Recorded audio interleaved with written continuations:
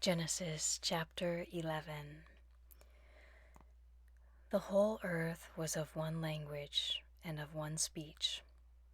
As they traveled from the east, they found a plain in the land of Shinar, and they lived there. They said to one another, "Come, let's make bricks and burn them thoroughly." They had brick for stone, and they used tar for mortar. They said, "Come, let's build ourselves a city and a tower whose top reaches to the sky, and let's make a name for ourselves, lest we be scattered abroad on the surface of the whole earth."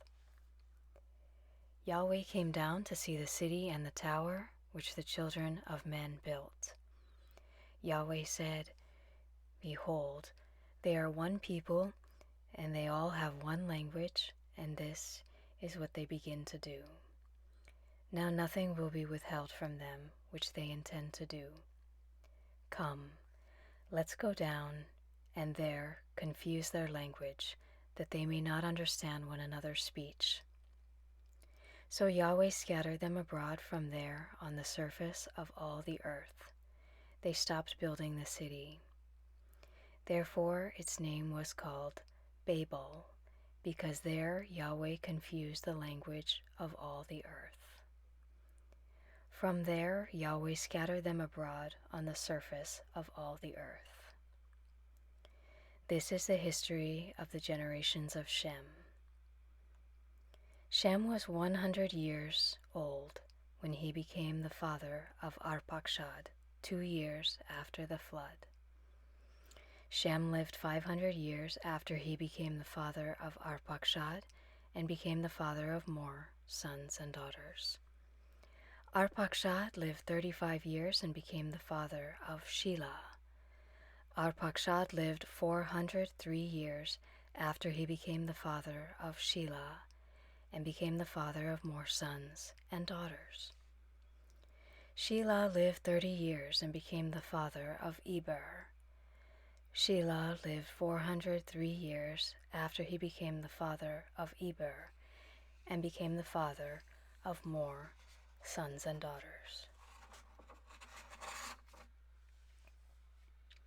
Eber lived 34 years and became the father of Peleg. Eber lived 430 years after he became the father of Peleg and became the father of more sons and daughters. Peleg lived 30 years and became the father of Reu. Peleg lived 209 years after he became the father of Reu and became the father of more sons and daughters. Reu lived 32 years and became the father of Serug. Reu lived 207 years after he became the father of Serug and became the father of more sons and daughters. Serug lived 30 years and became the father of Nahor. Serug lived 200 years after he became the father of Nahor and became the father of more sons and daughters. Nahor lived 29 years and became the father of Terah. Nahor lived 119 years after he became the father of Terah and became the father of more sons and daughters. Terah lived 70 years and became the father of Abram, Nahor, and Haran. Now this is the history of the generations of Terah. Terah became the father of Abram, Nahor, and Haran. Haran became the father of Lot. Haran died in the land of his birth, in Ur of the Chaldees, while his father Terah was still alive. Abram and Nahor married wives. The name of Abram's wife was Sarai, and the name of Nahor's wife was Milcah, the daughter of Haran, who was also the father of Iscah.